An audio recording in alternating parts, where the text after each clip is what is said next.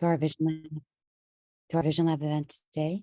Really appreciate everybody coming. Appreciate everybody who's going to be sharing information, and for all the youth and students and others that we're connecting to today. I'm really happy about the work that the Vision Lab's been doing so far in South LA and soon expand to other parts of Los Angeles. So thank you all for sharing your journeys and helping others get inspired to start their journey or continue their journey. And thank you very much for being here today. Great. Thanks, Jean. We're very excited today to introduce our panelists. We had some discussions about the tech field, and in talking with Aaron, he shared that there are sometimes youth who are interested, or even those who are a little bit older than you, who are interested in tech careers, but they have creative backgrounds and don't necessarily see tech as an opportunity for them. So we wanted to demystify that today and talk a little bit about how those with creative skills and non-traditional tech skills or ideas or inspiration should definitely consider a space or job opportunities, or even starting your own business in the tech field, because we use so much of technology for everything that we do now. So just to give you a little background on the Vision Lab, our focus is to we envision a future where the digital divide does not exist. And we're addressing digital divide in the communities around Los Angeles through entrepreneurship, small business modernization, and youth tech workforce development. So we want to be very supportive. We started and launched the Vision Lab in South Los Angeles, but it's meant to be a hub and spoke model where we will reach other communities around the city. So we're so happy that you're here today and a part of this vision that we're setting forward for Los Angeles. I will now introduce our panelists and let them say a few words about themselves, and then we'll dive into some questions. So we have Toy Wigley, who's currently the global director at PayPal. We also have Tyler Winston, who's currently a proposal analyst at Google. We have Horace Flournoy, who's the founder and CEO of Sway Brand. And we also have Casey Dockendorf, who's an art director with nearly 20 years experience working in the digital entertainment space. So I'll turn it over I'll start with Toy, and feel free to add just some extra details about the work you've been doing. Awesome, thank you. So my name is Toy Wigley. I like to say that my trifecta of experience is centered on, or should I say, anchored in strategy, marketing, and communications. I have over 20 years of work experience, over 15 years of leadership experience. And I would say probably maybe 10 years ago, I realized what my happy headspace is as it relates to my professional endeavors. And for me, it's about being able to make an impact. And by impact, I like to focus on communities of marginalized populations. And so what I realized is that you can actually have a profession in tech and work on your passion, whether it be financial health and inclusion, whether it be diversity, whether it be finance, whether it be, creative director, what have you. There is a place for you in tech. So I'll just pause there. Great, thanks, Toy. Tyler? All right, and I'm Tyler. Hi, everybody. I work for Google, as Dawn introduced, and my job and creativity shows up a little differently. Traditionally, people think creatives, will make video games, or their creative space shows up on Canvas. Mine shows up in creative problem solving. So I get to read all the contracts that Google comes through. Let's say Target comes and they say, we want to do business with you like this. They'll send me a contract and say, hey, Tyler, should we do business with Target? I'll outline all the pros and cons and say yes or no, we'll sign off on doing business with Target. So that's what I do in a nutshell. Great, thanks so much, Tyler. Horace?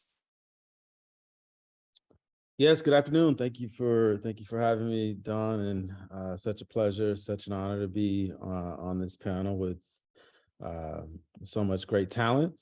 Really excited to share my background and share my experience.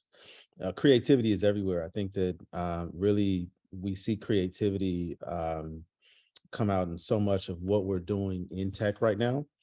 Specifically for me, every day I'm creative with the actual software that I'm building, whether it's how the software is being built, visually what it looks like, and even like Toy said, you know, the strategy behind why we need to create the software and the marketing behind it is very creative. So even if you are a pure play creative, there's so much to apply from a technical tool and experience and confidence layer as well. So I'm excited to share. Great. Thanks so much, Horace. And Casey? Hey, how's it going? So I'm Casey. As Don mentioned before, I've worked in the game industry for a little over just about 20 years now. I started out working in video slot gaming just outside of college. I was living in Las Vegas at the time, so it was a pretty wild experience doing that for a while. Got into games in 2009, working for a startup actually. And that was kind of like my entryway. I went to an art school, so I graduated an art degree in animation and media arts. And I've just been doing that pretty much ever since. I've had the luxury of working for a lot of well-known companies, and I currently work for Niantic as an art director. And Niantic's famous for making Pokemon Go. I do not work on Pokemon Go, but I am currently working on a Marvel title, so that's exciting. That's exciting. Thanks so much. I was just about to ask you to share with everyone what Niantic is known for. So thanks for digging in on that. So those of you who've joined us today, we're very interested in what you're thinking about your careers or if you're already in one. So please feel free to put in the chat what space you're working in or thinking about working in, and we want to make sure we address that today. So I'll just start out asking our panelists today to tell us a little bit about your career journey. You shared a little bit about what you're doing, but when you think about where you are now, when you finished school or when you were younger, is this where you thought you would be?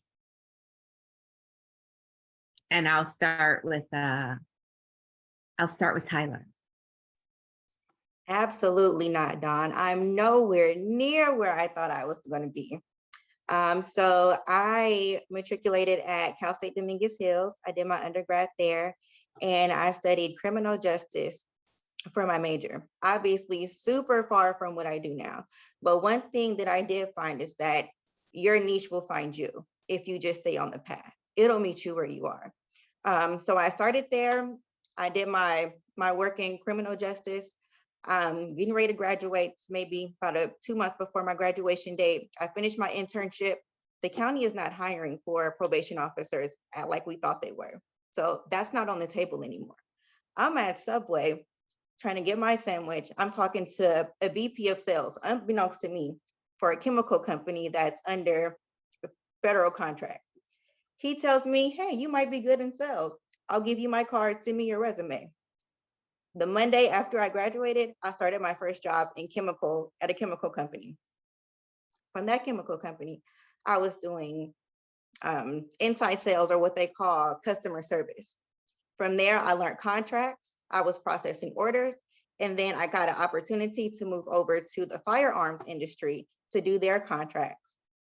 So from firearms, I went to Northrop Grumman, back to aerospace, and now I'm in tech. Still doing the same thing. The whole way I'm doing contracts. Firearms, I'm not working with guns. Tech, I'm not coding. You know, chemicals, I know nothing about the squares. I call them the squares. I don't even know what they're called. So that being said, your niche is gonna find you. I'm nowhere near I started. I didn't, use my background at all. But one thing I did know is that I'm picky. And I've been picking apart words since I was little. I've been reading since I was a child, and I'm very particular about putting the pieces together, and I've been doing that ever since. So whatever you're doing, keep doing it, and your vision is going to find you. Great, that's amazing.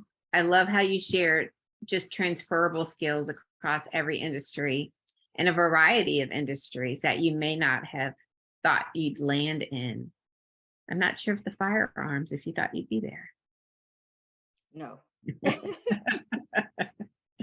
All right, great. Casey, let us know about your journey and if you thought at a young age you'd be where you are now. So I was on a quest, right? So when I was really, really young, I used to watch, I was like obsessed with like behind the scenes of like animated films and movies and things like that. So I'd watch anytime there was a movie. I don't know if anybody remembers this, but like back in the day, back when cable was like reign supreme, right? Anytime a new movie was coming out, there'd be like some behind the scenes featurette where they would talk to like the directors and the filmmakers and the actors and the set designers, and they would just talk about how they made the movies. And I love that. And then when DVD and VHS got really popular, they do the behind the scenes stuff. I was just like, I would buy DVDs just because they had the behind the scenes featurette stuff on it. Like that was my thing. And it didn't matter what it was. And I loved just like animation, and I loved film, and I knew I wanted to get into that somehow, but I just didn't know how, right? Like there wasn't like, it's not like a clear path into that. So when I was in high school, I literally just studied everything I could about like film and animation. And I literally like every couple of weeks, I would just go to the library and just check out like a half a dozen books on the industry and just read about it.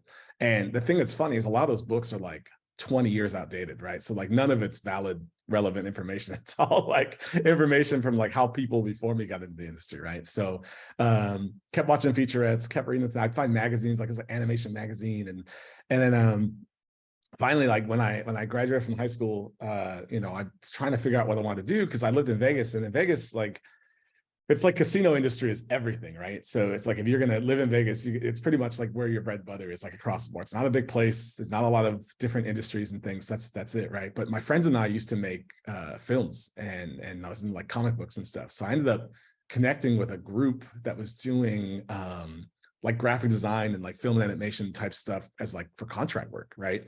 And they had all gone to an art school in Arizona called the Art Institute of Phoenix, and I was like, this is like not quite where I want to be, but it's really close to where I want to be. So I worked with them for a little while. I did a couple projects with them. We worked on like music videos and did like promo ads, and most of it was like graphic design and video stuff. But then that sort of like folded. And I found they had built an art institute in Las Vegas, and I was like, well, those guys went to an art institute and they ended up doing what they wanted to do. So I'm gonna follow their path and just figure out where that goes. And I went to college. It was a 3-year school, year round. It was incredibly intense. We didn't get summers off. We didn't really get breaks. Like we either got like 2 weeks off or 3 weeks off throughout the year, and like that was it, right? Or 2 weeks off or 1 week off. It wasn't even 3 weeks. It was 2 weeks off or 1 week off between semesters, and like that was it. So I basically barreled through college. And when I got out of college, I got a job working in slot gaming, and I was doing animation and video stuff. And, I did that for probably like 5 or 6 years. And a buddy of mine was like, hey, who I'd gone to school with, it's like, hey, I just got in games. And he was trying to get me into the company that he was working at. And I put together a portfolio for it, and I applied to the job. And then he wrote me and he's like, oh, just kidding. They're not hiring for that role anymore. So, whatever. And I was like, dang, that was like my in, right? And then what happened was I had this portfolio that I put together for the game industry, and I just started shopping it out to like anybody, right? And I started making all these connections and things, and then I managed to land a game job working for a startup. And it was like 10 people, like all from like different, like one of the guys like was like a writer for like WB, the art director like worked on Halo. Like it was just like this like wild group of people, and I was like, cool, I'm in. Now I just need to figure out how to make this last, right? Stuck that out, and I've been doing it ever since, and it's worked out really well. And I've enjoyed it immensely. So it's been good. So I'm not entirely exactly where I thought I'd be, but the journey, but the eye on the prize has always been there, right? So That's great. I loved how you just took it upon yourself to shop your portfolio around yourself. That's great insight. I'm sure that took some nerve and some confidence to be able to do that. Great. Toy, let's hear about your journey and if you are where you thought you'd be. So I would say if I'm where I thought I would be, I would say just from the perspective of peace of mind and, financial stability, yes, I'm right where I wanted to be. I would say from the perspective of, was this the job I would have chosen for myself? 20 years ago. Not so much, because probably didn't even know it existed. I went to college for politics, believe it or not. So I did my undergrad and graduate degree in that, and I had a minor in marketing.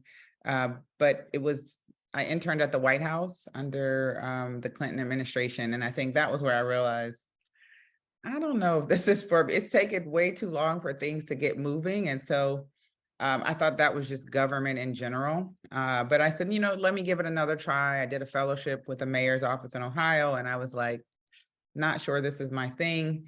And so at that time, I actually thought I wanted to be in the music industry. Like, I just figured, I know I could provide so much value there from a strategic perspective. And I'll never forget, this is, believe it or not, pre cell phone. So this was in like 98. And I had been applying. I just went, and this is when you had to just go and apply, mail your resume in, stamp, envelope, old school. And I remember I was visiting my dad, and he said, "Oh, somebody called from Def Jam. I don't know. I couldn't hear their name, but here's the number that came up on the caller ID." And I was like, "Dad, do you like Def Jam?" Like, oh my goodness. He's like, "But the number's there." So I called the number, and it was the general number. So I just thought I was so upset. But I knew that I didn't want to do government. I knew I wanted to make a difference in people's lives, and I wasn't quite sure how to do that. I thought music, because growing up, I just used to see how music would make people so happy. And so that just stuck with me. So once I realized that those musical pursuits were out the door, and by music, I mean the music business, not a singer or, musician per se. So when I finished graduate school, I went straight from undergrad to graduate, which I wouldn't recommend. I'd probably say try to do 2 years in between. But I'll be honest, I really didn't know what I was going to do next. So okay. So that's my dog, Coltrane, and sometimes he will join the conversation. So please, let's just ignore that. So I didn't know what I wanted to do next when I finished graduate or undergrad. So I went straight to graduate school. There was an opportunity for me to do a fellowship. It was in a relatively the same arena. So did that.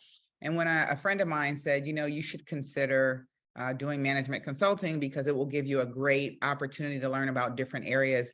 So I actually came out of college doing management consulting, and I highly recommend it from a skill set perspective, because it requires you to be very agile in your thinking, come into a situation pretty quickly, come up to speed on what the opportunity is, and really map out a plan or a course of action.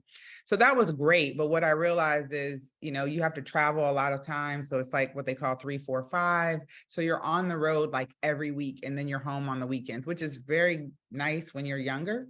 But what I realized is I wanted something with a little bit more depth. I just didn't know what to do next. So what I started doing, there was an article in Marie Claire magazine called "Take This Job and Love It." And so I would just read it every month. And then I said, you know what, I'm going to start interviewing people, not for a job, but just to understand, like, what do you do every day? Like, what does that mean? How do you add value to a company or an organization? So I probably met with about 50 people. This was pre-LinkedIn. So every time I would wrap up an interview, I would ask people to, if there was anyone else they thought I should talk to. From doing this, I realized that I was gravitating more to the folks in marketing. And so I needed to find a role, like almost like a hybrid role, that would allow me to exercise my strategy muscle along with some form of marketing. And so that's when I joined a company called Digitas, which is now Publicis, which was focused on digital marketing. And it was the right time. I was at the right place at the right time, because digital marketing was like, this was 2005. So people were like, it was like on the cusp of like, what exactly is that? What does it mean? And at this time, we were trying to figure out, like, how do we set it up so that if someone's walking past a Gap store, we can serve them a promotion that will make them actually go into the store. So again, I feel blessed to have been at that time, at that moment. And now you see it and you don't think twice about it. It's like, Uncle Sam is watching me. Like, how do they know I'm like walking past the store? But this was something that we were working on. And so this is starting to get me into the tech space, right? So on this front, it's a strategy consultant within a marketing agency. right? We had an entire practice that was dedicated to that. To the point earlier, strategy is like, this is why you need to do this, and this is how you need to do it. Let's map it out before we go into execution. From there, I was tapped for a role at MasterCard Worldwide. And in that role, I was able to really dig into what I was just talking about, like how do we actually start to understand consumers' behavior, which is more of the psychology behind it, right? So it's a great opportunity to say, like, why are you going to pick this ad versus that ad? And so it was really exciting. And then, and I'll just fast forward, I ended up focused on the prepaid space within MasterCard. But for those of you who have ever used a prepaid card, there's a whole strategy that goes behind it. So my point in telling you these different points of light or points in the path is that all of these things were preparing me for my current role. So when I was at Digitas, my main client was American Express. So we started to work on things like, what makes someone click on this email versus this one? How do I shift the subject line to make it engaging and interactive? And now I'm in a position where I'm still working in financial services, and I'm working for a mission-driven company like PayPal/Venmo, where we are trying to democratize financial services for all. And in doing that, we want to make sure everyone, wherever you are in the wealth spectrum, whether you're at 0 or whether you're at 25 million, that you have the tools and the resources that you need in order to increase your financial health. And so I would just say, and I'm trying to wrap it up because I know you have other people, but the point is that I believe that you can actually do things that you love and get paid for it at big corporations or as an entrepreneur. And what my path has helped me understand is, one, how to be a more strategic thinker, whether you're in tech or wherever you are.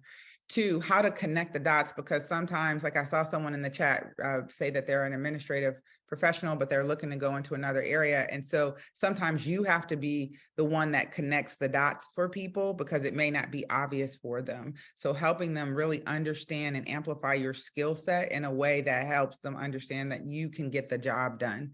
And sometimes you have to be willing to do a stretch role. So hopefully that answers the question. So in the sense of, am I doing what I want to do, what I thought I would be doing when I was younger? I never even knew this was a job, but I was able to create it based on my path to today. So hopefully that's helpful. Great, thanks, Toy. No, I think for a lot of us, the jobs we imagined or had access to or were aware of when we finished school, they did not exist. So thanks for taking us to that journey. And I love how you started in politics. Decided that wasn't for you. I've kind of done the reverse. But the fact that digital marketing was what led you into having more presence, more experience in loving working in the tech space, I think that's great and hopefully helpful to those who've joined us today, because we can get to the tech space in a variety of ways. And I think it's a perfect segue to Horace. So I think I'll pass it over to Horace to share more about your journey and if you thought you'd be where you are now when you were younger. Sure, yeah. So the journey, it really started with video games. I mean, my childhood was pretty much family time with cousins, playing outside, football, basketball, sleepovers with my friends and buddies, sports, and video games. And so my love for technology really came from playing video games with my friends. And that was what the spark was for me for wanting to get into tech. And so playing video games really went to building computers with my best friend Jeff in the South Burbs. And so I'm thankful that I had a father that brought home a computer. You know, I had a computer in the early mid-90s to play with and to take apart. And then, you know, games started to get more and more complex and more technical. So you had to upgrade your computer with the latest graphics card. So you actually had to open up the computer. Then you had to put in a new graphics card to play this new, you know, Michael Jordan game. So I started taking apart computers. Then I started building computers for folks. Then, in school, I realized I was decent in science and math. So I wanted to be an engineer. So I ended up studying computer engineering and computer science in undergrad. Takeaway from that was I studied with some really, really smart people. And although I had a 4.0 in high school, by the time I got to the University of Illinois, the minds that I studied with were just through the charts. And the takeaway there was that I saw Asians, I saw white people, I saw Black people, I saw Latino people, that they were all smarter than me. But the point is they had the experience and the confidence to go through that curriculum. So although I went through that curriculum, I loved every second of engineering and computer science. I loved it. I was getting my butt kicked. But what I did realize was that I was really good at presenting the ideas and coming up with ideas, and then talking to my team and talking to all of the engineers. Yeah, I was coding. I was looking over some shoulders trying to figure it out. But I realized what my superpower was. My superpower was in the middle. It was staying in the middle of the people that needed to understand technology and the people that were actually the engineers and the programmers. And so me as a founder, I always look at founding stories. And so, the founders of PayPal, the PayPal Mafia, Sergey Brin and Larry Page, they were engineers. I mean, out of the 7 PayPal Mafia, not all of them were engineers, but they came up with a product. And so the creative part after the product is developed and created needs to kick in order for a company to thrive, right? You need a marketing strategy, you need product managers, you need a whole HR stack. And then from my experience in business school, you need sales. So I went on to study entrepreneurship, entrepreneurial management, and finance.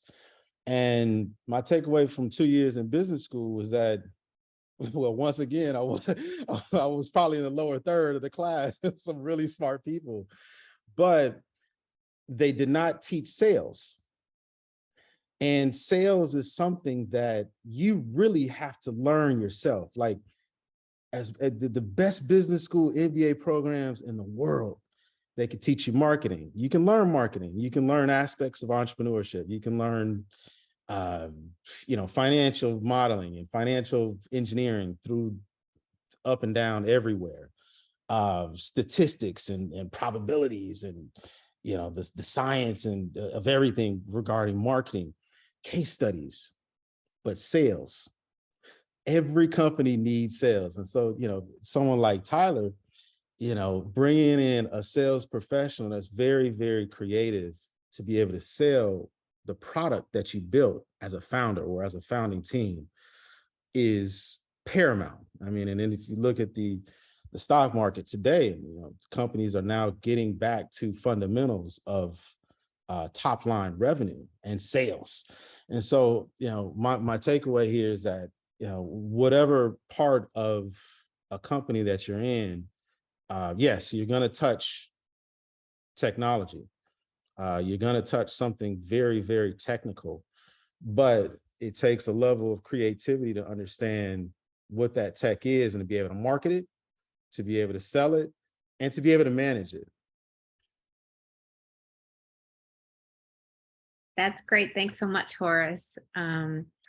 I love how you realize just where you were. Like, even though you may have been struggling in the engineering curriculum, which I definitely identify with, you recognize the folks who are around you and the power. You said you found your superpower, and I think that's so important to be able to find that at whatever phase you find that, because sometimes we don't find it in high school, we don't find it in college or time after high school. We find it in the midst of our career. So I think for those who are joining, let's just make sure that you realize that finding your superpower is what is helpful and important for getting to where you'd like to be.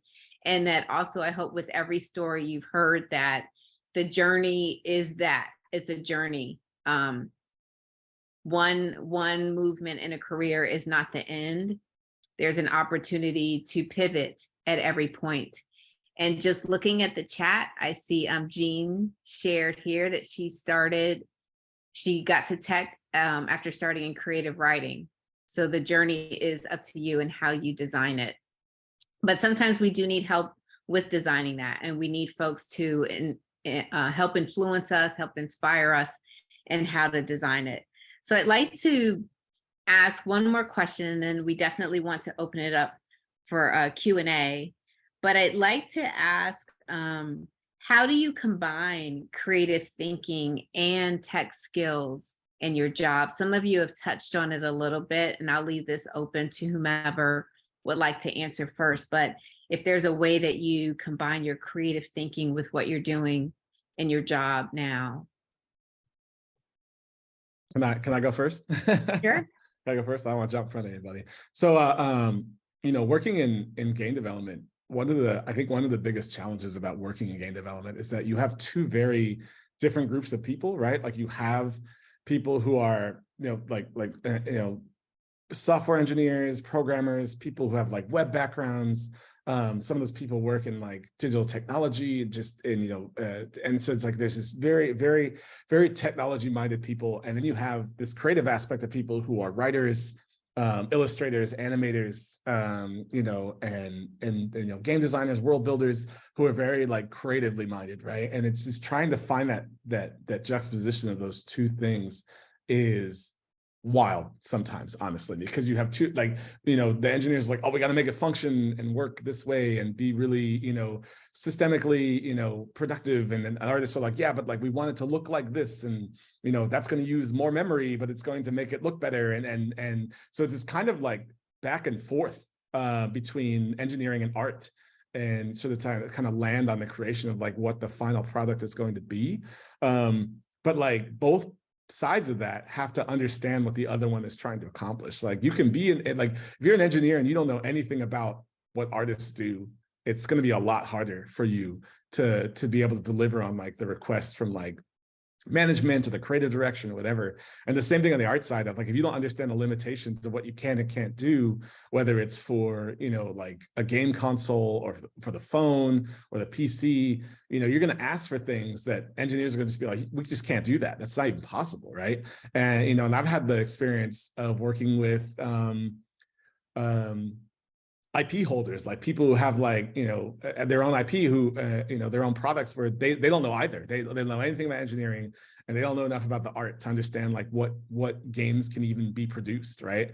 I've been in meetings where I've had executives that own the rights to some IP be like, oh, I really want to do this. And we're like, yeah, we're making a game for a phone. Like you can't even, it's not even possible, right? So there's definitely this juxtaposition of like figuring out like, as an artist, knowing just enough tech to understand like what's possible, and as an engineer knowing just enough art to understand like what makes things look good, right? And how that stuff works. So it's definitely a back and forth, and it's taken me some time. I didn't start out I started out pen and paper, right? Pencil and paper. That's how I started. So as I was reading about, going through my journey of like learning about like how all this stuff worked, when the technical element starts to come online, like you have to like do a little bit of research and really understand like, oh, like how does all this stuff actually work? Like what do these things do? Like how does, if you watch a animated movie, all the lighting and stuff, all that stuff is done in code. All that stuff is done in virtual space. It's done in 3D, and the complexity of like how all that stuff works is kind of mind blowing when you get to but now it's all like engines and systems that have sort of been pre-built to kind of do those things. But when you break down like how those things work, it's art. It's like art. It's science, basically. It's like the science of like directional lighting and like how colors absorb light and how surfaces refract light and how much different materials work. And someone somewhere is coding all of that. We want metal to look like metal. Well, now we got to write code to make that be a thing. So if we want, a robot or something like that on screen and we want it to look metallic or something, like there needs to be a shader that somebody codes that works the way metal works in the real world, right? On screen. And, you know, as an artist, you know, we ask for some pretty asinine stuff sometimes that we want to see in the product, but and the engineers are like, that's going to take us weeks just to build the foundation for that, let alone trying to get to look good, right? So we have to kind of have to curtail the kind of things that we want to see and we want to do, and it's challenging, but it's it makes you smarter. All right, I'll tell you that much. Like, you know, like I said, like it all kind of goes back to, you know, art is a science, and then engineering is a science, and all kind of comes back to like the scientific principles of like how things work. And, you know, then you end up reading about, you know, how the eye processes color and why, you know, and things like that you never really thought about before, you know, and it's all really interesting. And it's just like I said, it's just an exercise in learning how what that balance is between the technology and the art. So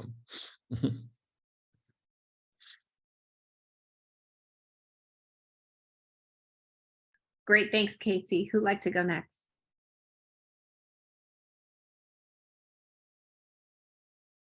I can go. I just want to make sure I'm addressing your question. Can you repeat the question one more time? Sure. The question is, how do you combine your creative thinking and tech skills in your job? So I'm more on the creative side, not the tech side.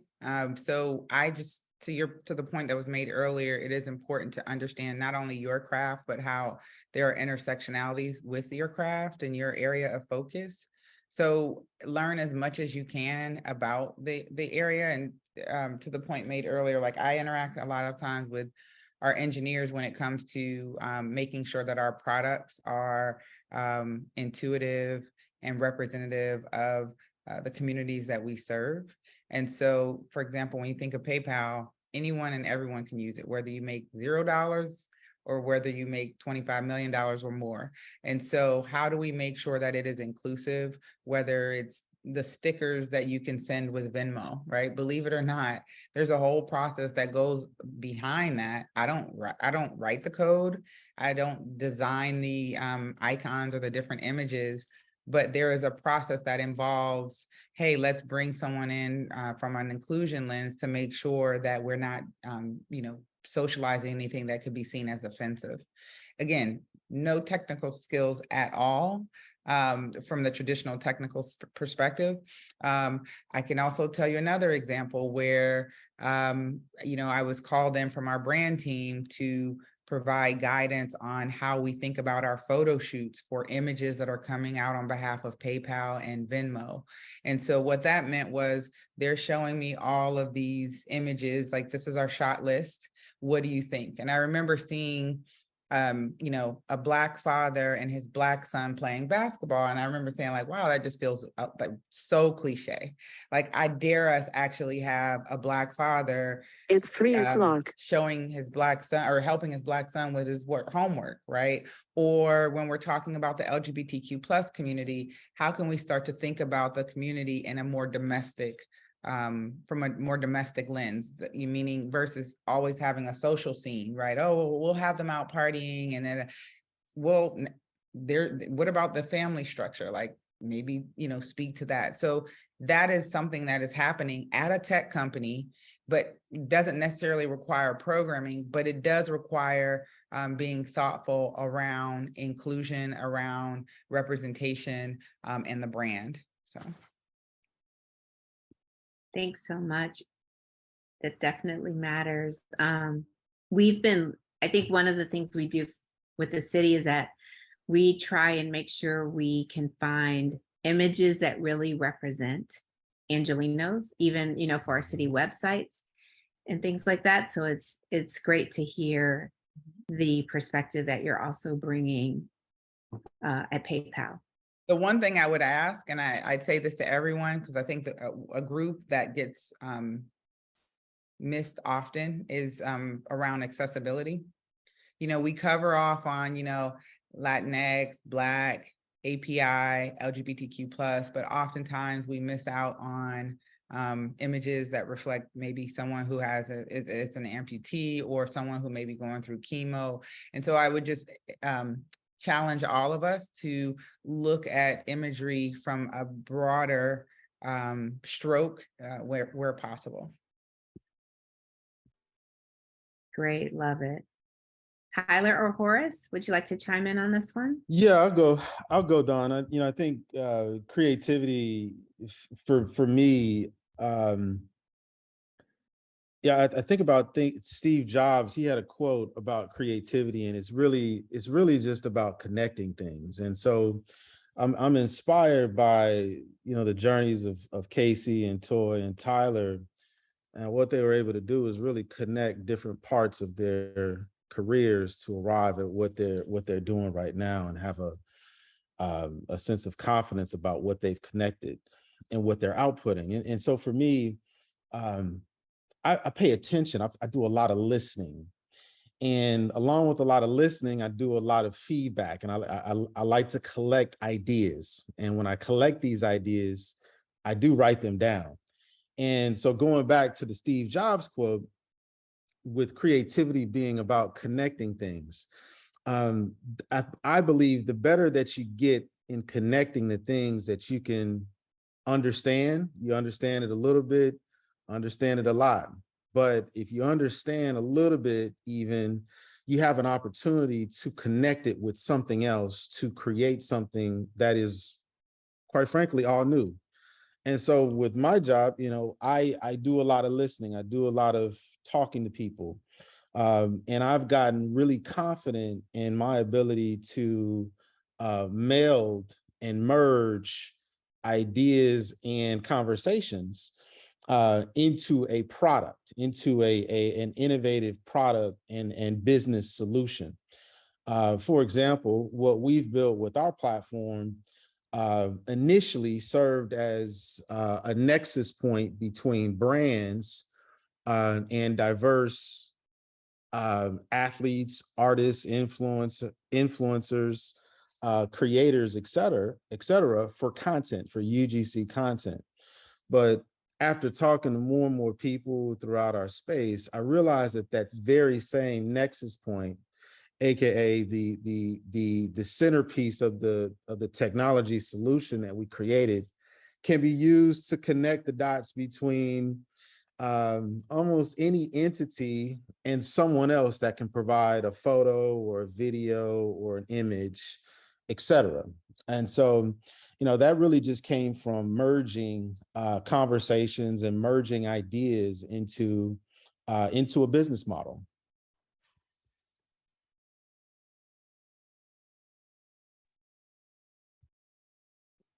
And I'll go last on.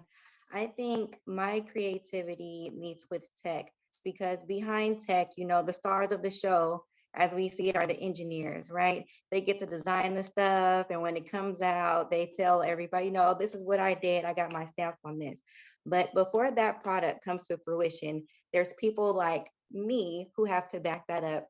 You have a team of people that have to support these engineers that say, hey, we want to put this out, or we want to make this. That includes HR, because people are going to have to work together. That includes me, because I'm going to have to get the party started and say, hey, this is a good idea or isn't a good idea, and invite all those people to the party, right? Then there's also going to be, procurement. You guys want to launch this product tomorrow, but the dot on this motherboard is going to take us 6 months to make. Right. So there has to be a whole support system behind this. So whatever your creativity is, if it's like me and you're a let's work harder, not smarter type of girl or guy, then that can be your niche. That can get you in the door in tech. Because remember, we all have supporting roles. So I just kind of want you guys to maybe chew on that a little bit, and not just limit yourself to thinking to get in tech, you have to be, tech savvy, or I work on computers, or I had a background in this. It really doesn't matter about that. What matters is that, or can you be a contributing partner to a group? And when I was interviewing with Google, they told me, well, we want to see if we would like to have coffee with you after work. So personality is going to get you far too. It's not just about, again, the technicalities of everything. It's also about who you are and what you bring to the table. And that can be anything, not just a, computer background or liking to technology. Great, thanks so much. The personality piece is key as well. I'm familiar with the question of, can I take a plane ride with you from coast to coast and still be good and we can work together? So definitely. We want to pause here and see if there are questions. from anyone who's joined us today? Feel free to come off mute or type your question in the chat.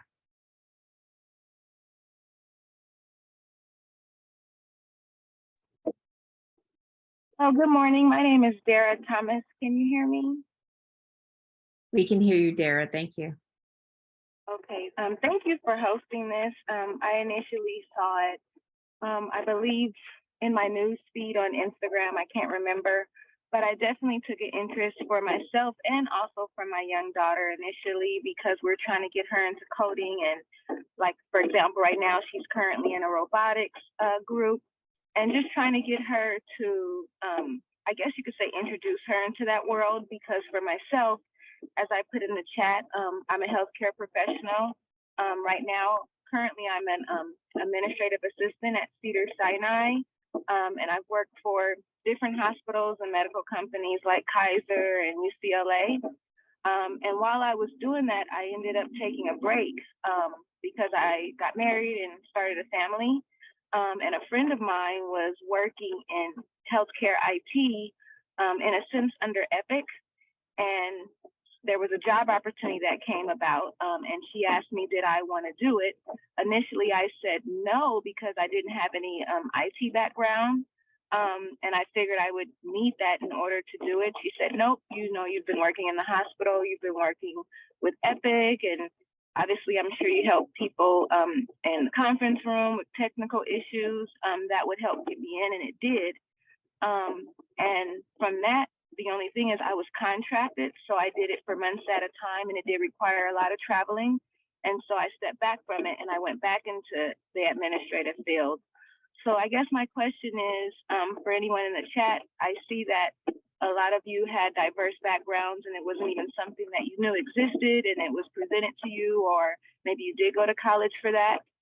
I'm trying to make my way back into that field because I did enjoy it thoroughly.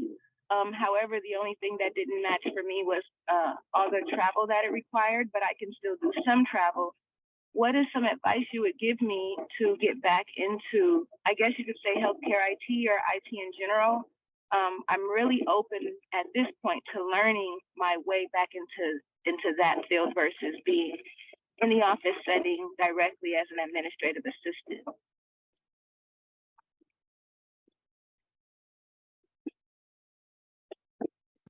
Hi, I'll jump in. This is Toy. So I think information is key. And I think, you know, I don't know the specifics of the IT industry, but I mean, I would always start with finding communities within the space that you're aspiring to go to. So for example, there's American Marketers Association. I'm just using this for myself. So I would join things like that if I wanted to commune with more people in the marketing space. So I'm assuming they have something like that for the IT community. I would also consider podcasts, because I feel like there's a lot of information gathering that can take place when you tune into podcasts, if that's your thing. I would also start to subscribe to newsletters or things of that nature for people within the IT space. So those are just some kind of low-hanging fruit, potentially high impact with low to no cost. And then what I would say also is look for repositories, look for places online that can help you gain some experience and some actual coding knowledge or whatever you need for Epic in that field specifically. A little bit about myself. I actually in 2019 went back to the lab, if you will, and taught myself how to code again. And now I'm coding all over, like I'm coding every day still. But that came from me putting myself through a couple of boot camps. And I'm positive there's something on the internet, in the space, right, that can help you learn Epic. And so what I see when I hire developers, a lot of developers didn't come from technical backgrounds these days. And my personal side note platform is that I want to help train more Black software developers and programmers and engineers, because I don't see a lot of us that have this power. I think it's we're creative people without some of the tools and experience to create, right? And so we have to create more software developers and programmers from our culture. But with that said, it can be a vocation. You can learn how to code without having a technical background. And then similar to you, you can learn Epic without having this very technical IT background. The other part that I think that we lack, I think as a people, is confidence. And so, you know, getting yourself into it, Dara, producing, creating some examples, putting yourself through a boot camp, but most importantly is having the confidence that you can do it. And in undergrad, like, look, we studied some amazing technical, you know, math and sciences. I didn't use any of that in my first early jobs. Like, there's very little that I used in undergrad in my actual job, right? Now, business school was different, but what I'm trying to say is that you can build the confidence layer to be able to do that job quite functionally. Thank you for your feedback. Thank you. Thank you, Toy. Thank you for it. Dara, I have one simple suggestion for you. It's Tyler. Google does have free training programs, and I'm going to try and get my email to you. I'm gonna see if I can do it over the chat. And if you email me, I can give you a link to some of the programs that we have. Most of them are free. So I'll try and help you out with that as best I can. Okay, thank you. And I'll also put my email in the chat as well if anyone has anything on the side that they would like to explain to me or tell me. Thank you so much again. Thanks, Dara, for your question. Thank you. Would anyone else like to ask a question? Feel free to come off mute or type it in the chat.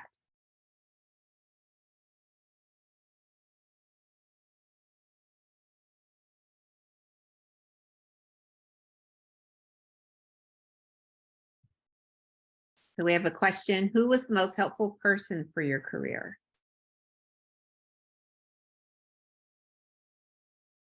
Well, I can say that. So there's a woman, I would highly recommend Googling her because she's amazing and she's still very important in my professional life. Her name is Tashunda Duckett.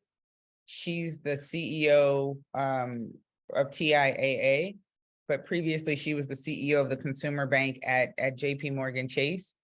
And I mean, I don't know how else to say it other than she's just dope. There's a lot of, her name is spelled THASUNDA. And she really, like, to the point that was made earlier about just confidence. Sometimes it just takes someone pouring into you in a way that you maybe hadn't poured into yourself, so that you can actually realize like everything you're capable of. And so she was the difference between me being a manager and me becoming an executive leader. And so I would just say, you always want to look at people who lead people well. And sometimes those are the people who you can learn from, not to necessarily emulate, but as you cultivate your own leadership style, I think they can be a great source of inspiration and aspiration, you know, as you think about that leadership path. And sometimes everybody doesn't want to necessarily be a formal leader, and that's okay too. I think that you can still be a leader in a role without necessarily having the title. So just food for thought there. I have kind of a lucid thought about that, but you know, the question is, who is the most helpful person? I can think of a lot of different people who were helpful for me throughout my career. One of the things that I recommend is like try to find people. You know, it was mentioned before about like trying to find like communities and things, but like sometimes it's like good old fashioned like going on LinkedIn and just finding people in your area or in your network that are doing things that you want to do, and just reach out to them and be like, hey, I don't mean to bother you, but do you have any advice for me? I'm aspiring to do this. How did you get here? And honestly, the best people to find to do that are the people who've been doing it for 25 years, right? Like find those people and ask them like, what was their path and what would you recommend for someone who's just getting started, right? And you know, you're gonna learn a lot from that, because like the people who, you know, started it 25 years ago had a different path than they do now, but they're now in charge of getting other people into that path, and they know that then they're part of the information. They're part of like distributing the information for how to get other people on that path as well, in order to bring more people into their field, and grow that market that they're already in, right? I'm an adjunct professor at a college in Laguna Niguel, and you know, I teach a professional studies course, right? And in that course, it's literally a job. It's really a class on to teach students how to get a job, right, in the industry. And I have applied to many jobs. I've been rejected from many jobs. I have interviewed many times. I have interviewed people many times. And, you know, the advice I give them is from the experience of having been on the side of being the interviewee, being the interviewer, and also having failed, right? So I think that just sometimes this is finding someone, and I've reached out to countless people and been like, when I was in my, you know, early teens and 20s, and just been like, hi, I'm a dumb kid that just graduated from college and I really want to do what you do. How do I do that? Right? Like, what do I have to do? So I think sometimes like just kind of putting yourself out there is a great way to make connections. I once, you know, wrote someone one time at a studio whose games I liked and asked them if they were hiring. And he was like, no, not now, but if we're ever looking, I'll reach back out to you. I ended up, it was like, I think it was like a year later, they had an opening. They had a big project, they had an opening, and he reached back out to me. It's like, hey, do you want to interview for this role that we have? I never forgot about you reaching out to me and asking me about that. So like, let's talk. And granted, it was like a year later, but I ended up going to work for that company. I ended up moving, you know, I ended up leaving the state I grew up in to go work for that company. And it was a great start for some development in my career. So I think you never know like who you're going to meet or who you're going to find or who you're going to connect with. And like the fact that there's like email addresses and things in this chat is a great example of like, reach out to these people, reach out to the people on this panel. And, you know, they have resources and information that you may not have access to, and just, you know, make connections with people you don't know, right? So the only thing I would say there, I just need to build on what you just said, is I would not recommend just sending a LinkedIn invite and then that's the end of the day. Like, be honest with you, I am less likely to accept LinkedIn invites without some context. Right. Right. Yeah. And I find that a lot of people will just send it and like, okay, hey, let's be friends. But you're like, okay, help me, give me some context. What's our connection point? You know, how can I help, or something to that effect. So I would just ask that if you're going to do that, I'm fine with it, but just make sure you have some context in the message around, hey, would love to connect, like what you said, or, you know, this really resonated with me, you know, would love to stay in touch, something to that effect. I just think it's a softer way to start to build a connection and not just have a huge, you know, LinkedIn connected community. Yeah. So no, that's a great point, because yeah, that happens on the weekly, right? Just getting some invitation from some person, you're like, I don't know what you want. And I'll tell you where that becomes a challenge for me is where, when I do want to help people, I usually say, if, for example, there's been a lot of job loss, I usually say, hey, check out my LinkedIn network. If there's anyone you want me to introduce you to, let me know. I can't do that if I'm looking, I'm like, I don't really know this person. Like, and I found that was happening. And so I would just say it does help if you provide a little bit of context, because at the end of the day, where we're now kind of dipping our toe into is around brands and how people are leveraging their social capital to either make a connection or what have you. So people probably want to get to know you a little bit more before they say, hey, let me put you in touch with this person who has an opening, because now the person is looking at you like, okay, you can vouch for this person, right? So just food for thought there.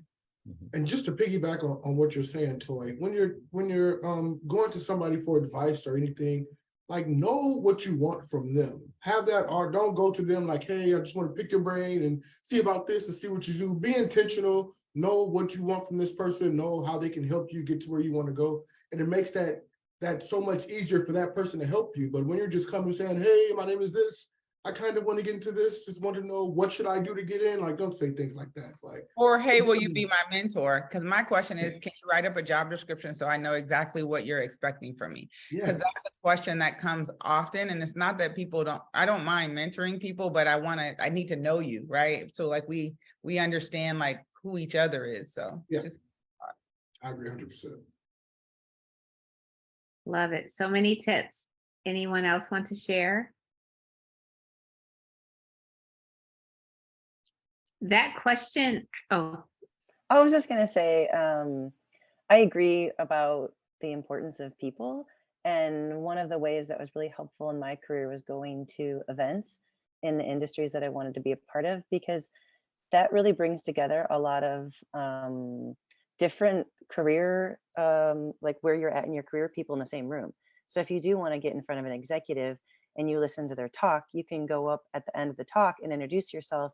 And it's a much more memorable way to get the attention, I think, of somebody at like a higher level, and even like all the levels in between. So you could see, you could meet somebody who's like a level 1, a level 2, level 3, and all be in the same room and maybe go out to lunch and talk to these people, and then they're going to remember you. So it's like, it's a really fruitful way. It seems like expensive when you're looking at the price, like how could this possibly be worth $500 or whatever it is to go? But honestly, it's priceless, because if you don't go to these places and meet these people, you might miss out on $100,000 in income or something like that. So it's actually like a very good investment to go to. If you can find low cost events, that's great. But if not, just showing up at things in person related to the industry that you're in, I think is extremely valuable.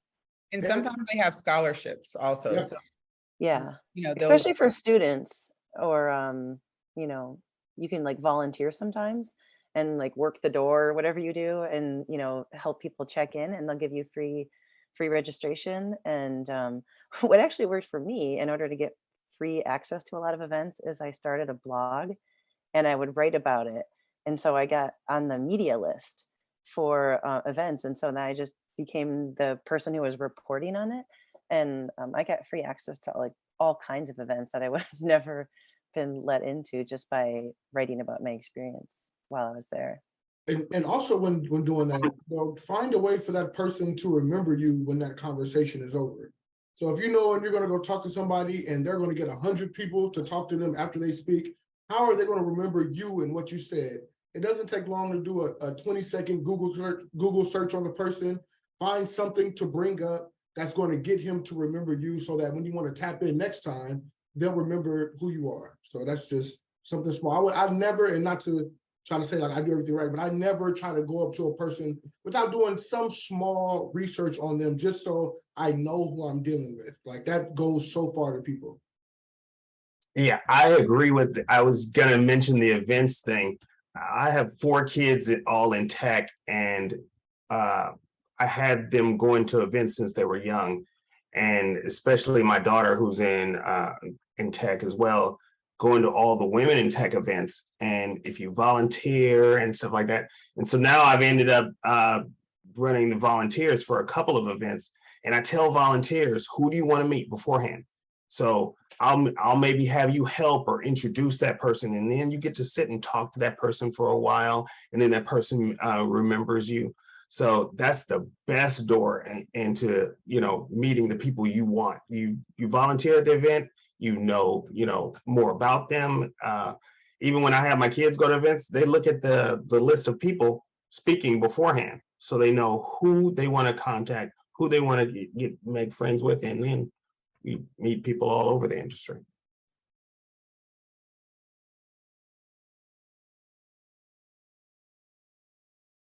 thanks for all the tips. This question actually ties into an activity that we were going to do in person, but I think we'll encourage everyone who's here to do it, and feel free to chime in now. But like Toy's response,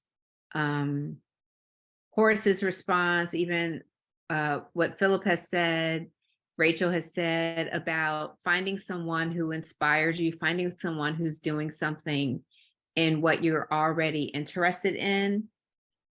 So when we were planning to be in person, we were going to break up in groups, have folks do some research, as what has also been shared, on folks who you may want to follow. And then we wanted to encourage you to start to follow that person. So we've put some names in the chat. We put Tasunda's info in the chat.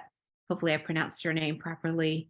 But research, find someone who's a founder of a company, a CEO, someone that you can find on LinkedIn, but then start to follow them on social media. Follow them on Instagram, follow them if they're on Twitter, if they're on TikTok. A lot of folks are doing TikTok now so they can reach various audiences, but start to follow that person. That's one way to start to do the research and then to really know what they're working on.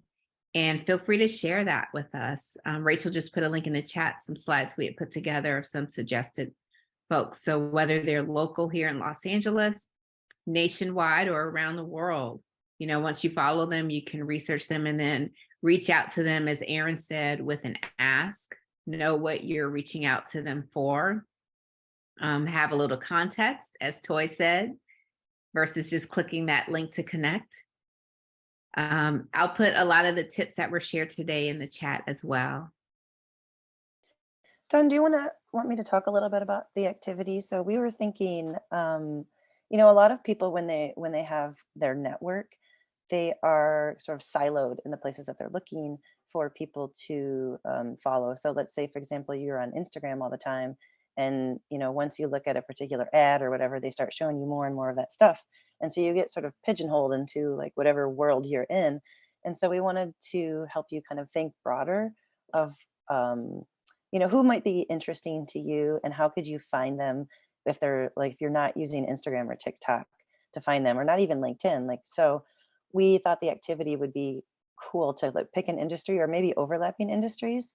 I think a lot of us have shared that we didn't just stay in one industry, you move around. So just think about if there's say 3 to 5 types of things you might be interested in, and then look in online magazines. So there's a lot of people writing about influential people in different spaces. And so we're coming up with a list of things you could look at. So we've got Medium. I don't know if you've seen Medium before. It's a professional blogging platform. And there's a lot of people talking in more depth about whatever their area of expertise is. So you can look for bloggers that might be of interest to you, and they might be writing about things that you haven't seen before, of smaller events or kind of indie news, if you will, within your industry that you could open up some new doors for you. So there's Medium, and then industry magazines like GQ or TechCrunch, maybe things you haven't thought of as places you would normally spend time in.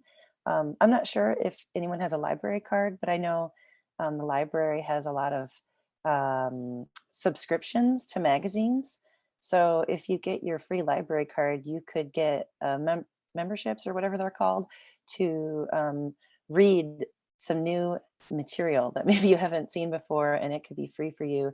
And you might just find your mentor there.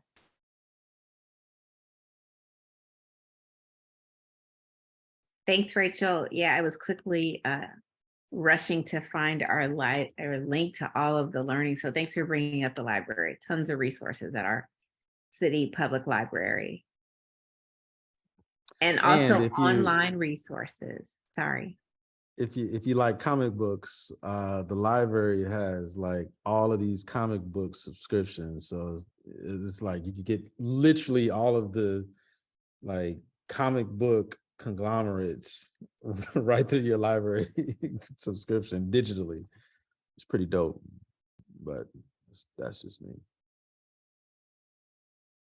I just posted a thing in the chat too, talking about the library cards. There's an app I use called Libby, which is basically access to the library via your phone, and you just download books and audiobooks and things. And I was walking through a bookstore just recently, and I was reading through a book. I'm like, oh, that looks interesting. And I was like, wait. And I went and opened up my Libby app, and I went and found, I was like, oh, I can just check it out right now.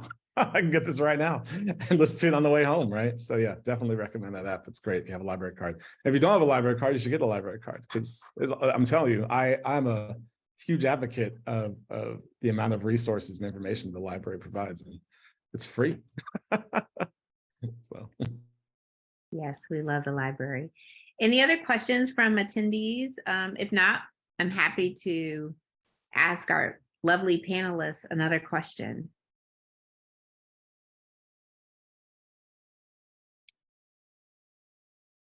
Okay, I'll jump on in. Wanted to ask, what do you think is the one subject, either in high school, post-high school, college, wherever you've taken a course, even after while you're working, that has really prepared you the most for what you're doing today? If there's one course you could call out.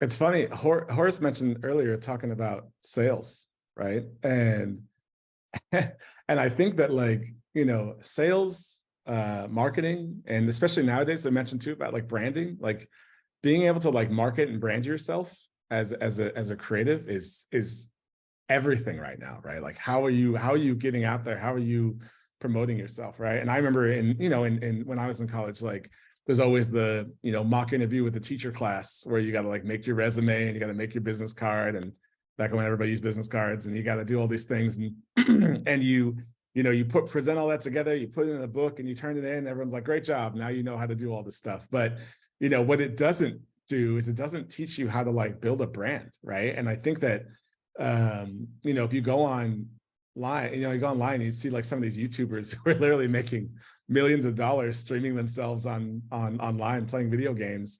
It's like, what is it about them that's driving people to their platform? Like, what is it about their personality? What is it about their interests? And I think that, like, you know, that's something that you learn through trial and error, I think, a lot.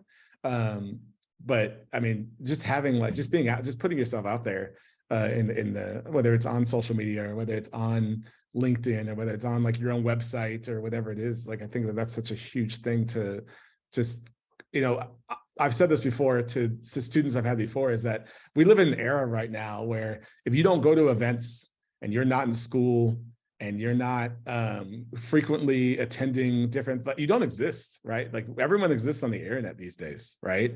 And if you don't have a platform on the internet, you're trying to sell something or start something, there's no way for people to find you, right? Like, it's not like people are going door to door looking for people to do this kind of stuff. People there's so many ways for people to stumble across your page, whether you have a website or have a social media. And when they, you know, if someone's on your LinkedIn and they're reading a post that you posted and they're curious about what you think about something, and they go to your LinkedIn profile and they find your connection info and they find your website or your Instagram page, and it takes you there and that links you to, you know, this other thing. Like, it's this rabbit hole that people find themselves in, where they start to learn about who you are and what you're interested in. You know, as an artist, just growing up as an artist and going to school as an artist, and same thing I tell my students is that, like, you know, people are going to look at their portfolio before they look at who you are, right? They're going to be like, what does this person do? What are they offering? What do they have to show? And then from there, then they're going to be like, well, who is this person, right? Like, I always joke with my current students that are interviewing for jobs that, you know, part of an interview is just to see if people like you, if they feel like you'd be a good fit for the team. If you're on an interview, it's because there's something about your work that they liked, right? So then it just becomes like whether or not they feel like you're a good fit. So putting yourself out there and getting people's attention and interest and things like that on social media and stuff is huge. And I think they don't teach that enough in schools. And I think that would be crucial to just teach more of that, just more of that branding and marketing and teaching people about how to sell themselves, you know? And I got to tell you, like, the flip side of that, though, is if you're an introvert, it's hard, right?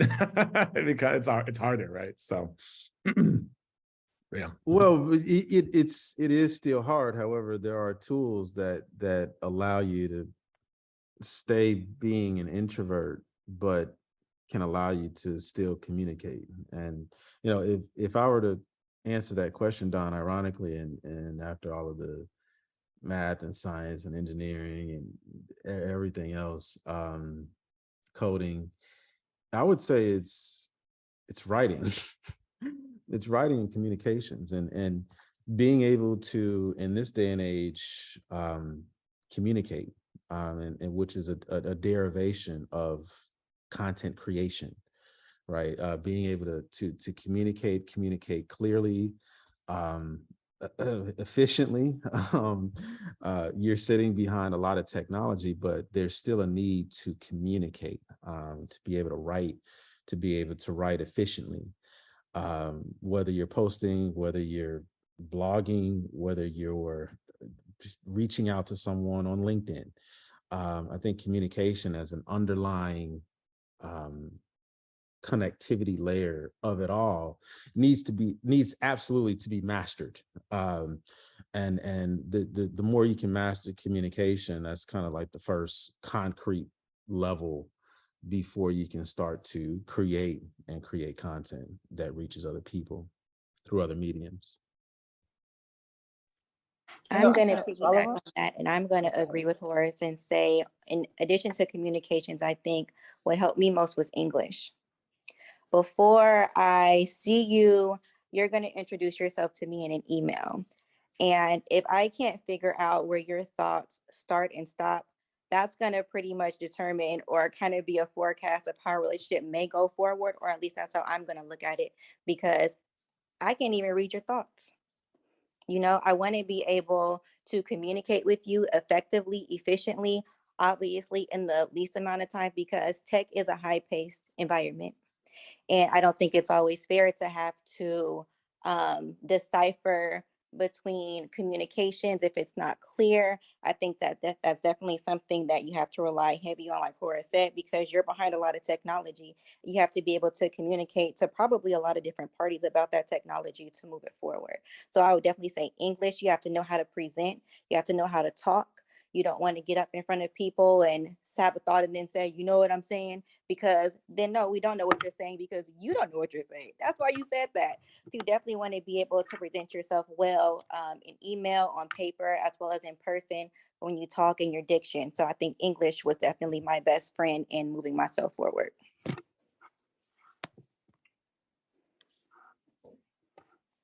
So I agree with what everyone said, and I would also add EQ, because I think that is, or emotional intelligence, that is something that is so underrated, but it is something that will keep you from advancing in these corporate environments as well as an entrepreneur. And so, you know, there's a lot of great reads out there around emotional intelligence that I would encourage people to look at, because I think it is such an underrated skill. But it's one of those things that can definitely serve as a barrier if you don't get your arms around it.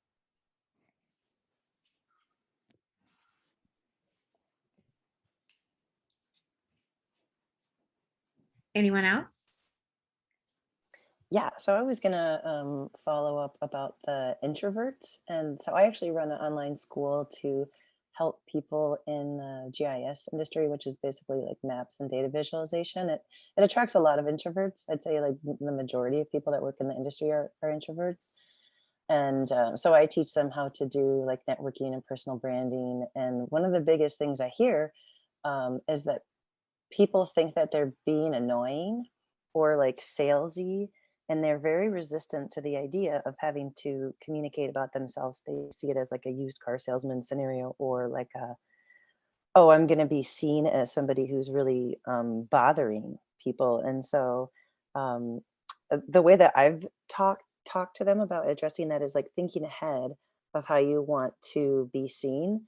So like if you give the introvert people like like activities to follow, instead of leaving it open-ended, like, oh, just show up at this event and chat with people, they're like very uncomfortable with that. And so if you are an introvert, you know, just being more strategic about how you're going to communicate in advance, like I find that makes people more comfortable.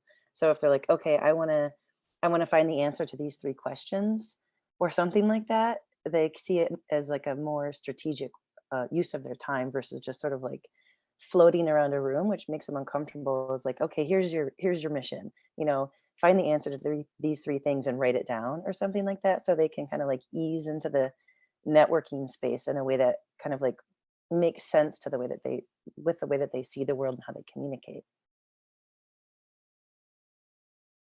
Great. Thanks, Rachel. Thanks everyone for sharing. Oh, Shannon, you're coming on camera. Did you want to share? Or you're just joining No, us. I just want to bring some sunshine to the room. We appreciate that. We appreciate that. I'd like to ask for panelists and anyone else who'd like to chime in, if you can share 3 words of encouragement you'd like to leave everyone with today.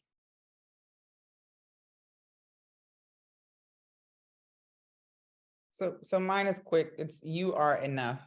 I think oftentimes we are in these spaces, we're trying to figure out these spaces. And to the point someone made earlier, I think it was Horace, around and our confidence may not be where we need it to be. And just, you are enough, period. Toy, somebody told me that one time, probably 2 years ago. I was going through a lot of stuff and somebody told me that, and it like changed my view of a lot of things at the time. I was going through a lot of like difficult stuff at the time, and someone told me that, and I was like, man, you're right. I am enough. It's funny. There's a lady in my neighborhood. I Yeah. rarely see her. I've seen her twice in my life. I just saw her last week randomly. And every time I see her, she'll just say something and then she'll just keep walking. And so she's like, hi, miss, hi. I'm like, hello. She's like, you're a gift to the world. I was like, ooh, thank you. yeah, like, And then she just kept walking. you. I'm like, I Yeah. like it. Yeah. Oh man. Yeah, I'll jump in since I'm unmuted. I tell people just go for it, right? Just go for it. You got nothing to lose, I'd use just do it, but I'm pretty sure it's copyright. So I'll go with go for it, right? Like, you got nothing to lose, right? Like if you're, I can honestly, what is it? Oh, man, there's a quote, there's a story Will Smith tells about the first time he ever went like parachute, skydiving, right?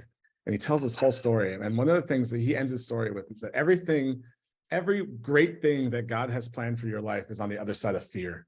And I think about that all the time. I think all the time about how, like, if you're afraid to do something, that's a perfectly good reason to do it, because you're afraid to do it. You're going to because when you're on the other side of that, the work and the effort and the energy you have to put in to get on the other side of that, like, just go for it and just see what you get from it, right? There's a lot of things I've tried to do in my life that I've done and have not been successful. But I tried to start my own business one time. That went horrible, right? I ended up like in debt and all this other stuff, whatever. But the thing that was so crazy is that experience I had led to an opportunity, me getting a job, right? It was, and in my job, they were like, oh, it's like, because you had this experience doing this thing, we felt like you were a great fit for this role. And at the time, I left that situation feeling defeated, and I was like, man, that was so hard, that was so exhausting, that was so draining. But I literally, it ended up being something in my arsenal that I was able to take with me to a new experience. So just go for it. Just try it out, see how it goes. Don't be afraid to chase that thing that you want to do and make it happen. I think mine would have to be stay curious, stay asking questions. I mean, when it comes to your career and your life, you can never be too thirsty enough to reach your goals. I mean, I feel like that's kind of been my thing, taking me from industry to industry, and they're, nowhere near each other.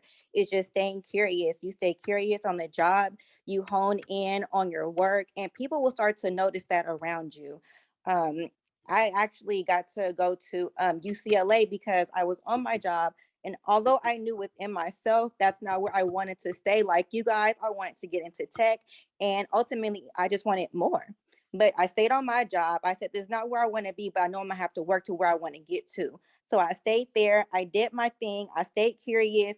And they said, hey, well, if you're curious about this, why don't we send you to this training or to this seminar? And then you can bring that information back to us and make us a better company.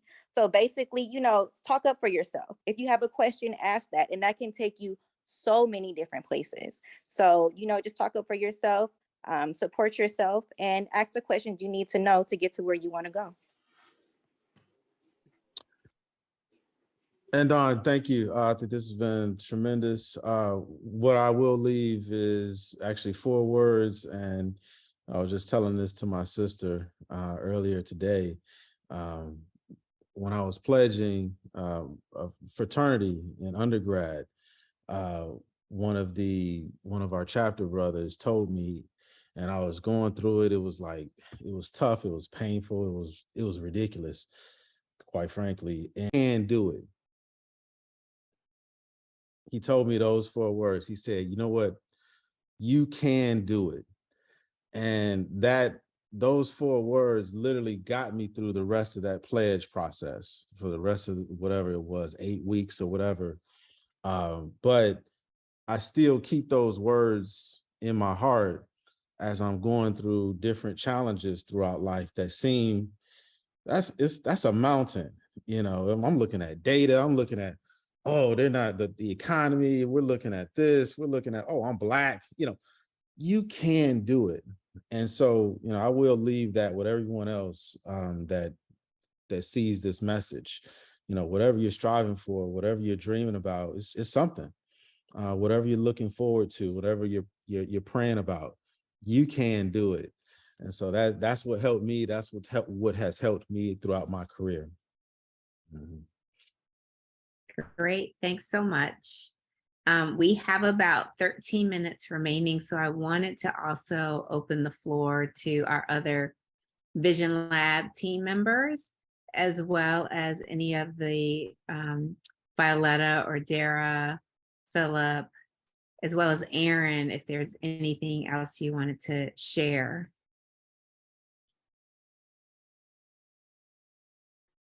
I can share my kind of like one-liner as I feel like I grew up in an environment where failure was talked about a lot. And like there's 2 outcomes, like success or failure. And if I failed, it would be like the worst case scenario. But having gone through a lot of different experiences, I realized it's not so binary. There's a lot of space in between success and failure. And it's almost like the failure part of it is the success to me. Like my perception of it has switched, so that if I think I'm successful, it's because like maybe it wasn't hard, or I didn't have to like push myself in some extremely difficult way. And so now I'm thinking, actually, it's what I used to perceive as failure is like the best outcome for myself, because that means, I went and I explored my fears. I went on the other side of that, and I may or may not continue on that path. But having tried things that are scary and they don't know about, to me, that is like my new sort of success definition. So if you're thinking, hey, I don't want to try this because I'm going to fail at it, maybe you could expand your like repertoire of what that might mean to you, so that you're not so afraid to, not get the outcome that you're thinking you might want. And just to piggyback on what Rachel was saying, you have to define what success is for you. Success is very subjective. There's no objective way to say that someone is successful. Is what do you think successful is? Is it making as much money as you can? Is it being as happy as you can in your position? Is it being secure in your position? What is success? And then go out and do it. Successful to me is not going out there and chasing every dollar that I could find. Like, that's not how I can be successful. That's not how I want to live my life. So I prioritize other things because of that. So yeah, define what that is for you and then go out and get it. And there's always opportunity to get what you want to get out of life, but you need to know first. Like, you can't just be out here floating in the wind thinking that somebody is going to give you an opportunity or a handout when you don't know exactly what it is you want. So yeah, that's really all I have to say for the rest. Hello, I guess I'll say something, and excuse the noise because I'm in my car. I would say some advice that someone gave me when I was actually doing my IT job is to not take anything personal. And that may not be a big deal to others, but for me, it was everything, because in the healthcare field, you're working with physicians and clinical staff, and they can be a little abrasive and a little direct, and it can come off rude. And so for someone who's maybe more soft-spoken or introverted, they can take offense to it. But when someone said, don't take things personal, it's not always about you, it helped out a lot. And so that's something that I would share, is to not take everything personal. Thank you again.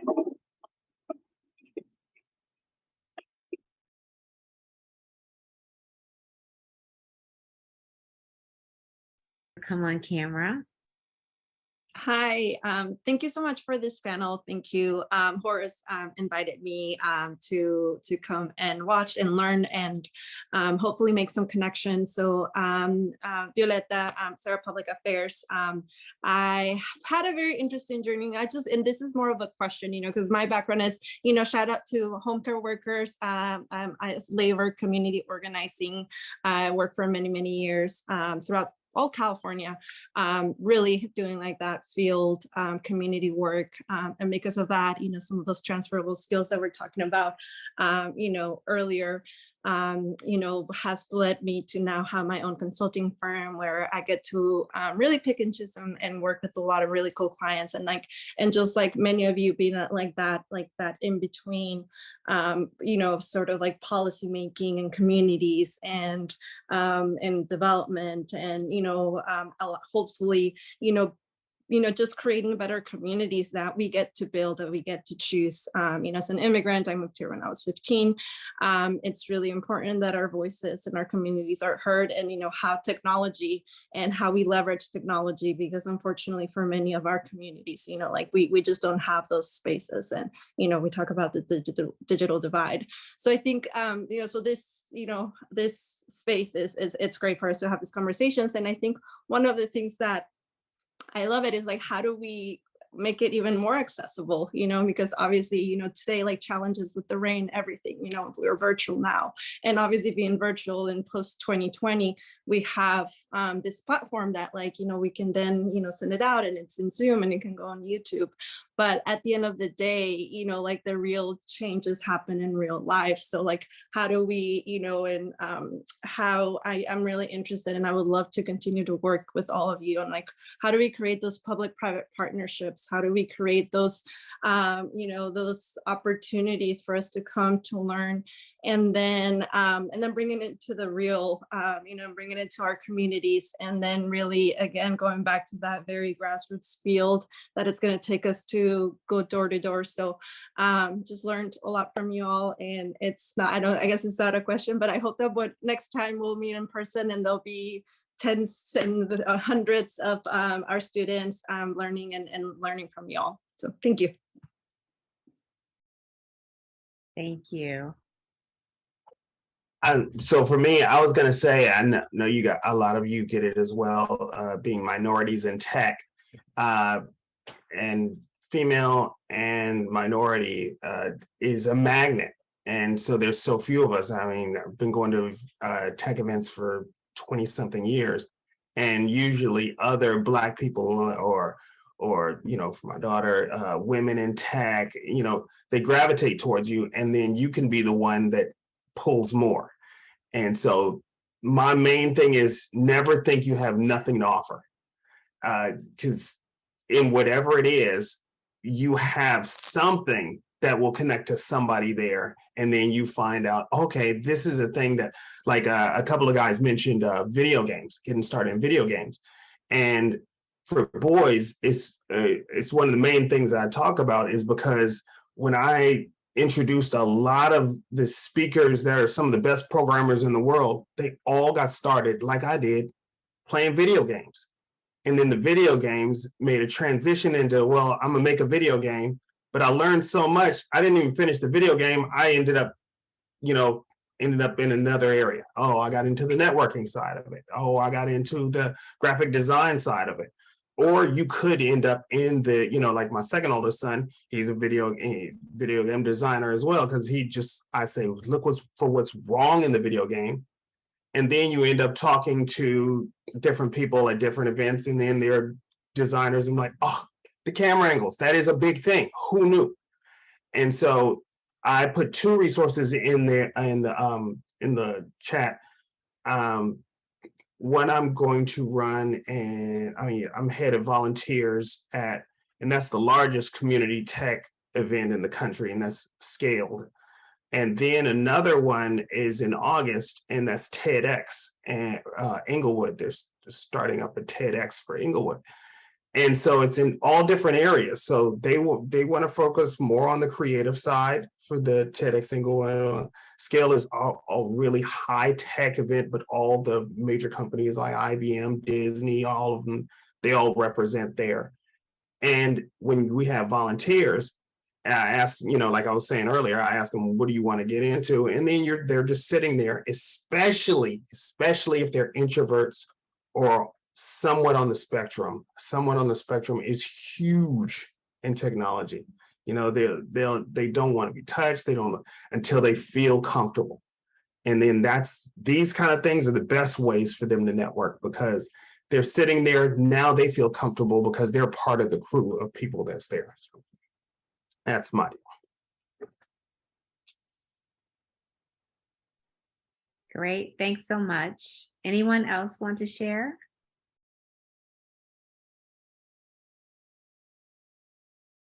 We got 2 minutes left. Somebody say something really important. Well, if not, I just want to really thank everyone for joining today. Thank you for pivoting to online. Thank you for those who are able to join. We are recording, so we thank you for those who will maybe listen to this after today, and we hope you gain some nuggets. There's been a lot shared today, a lot of great advice. I hope it's inspired someone to take on a new journey. Maybe you're going to make a pivot. We have shared a bunch of resources that are in the chat. We can make sure to leave this screen up for a little bit just so that you can grab the information. But we also put our contact info.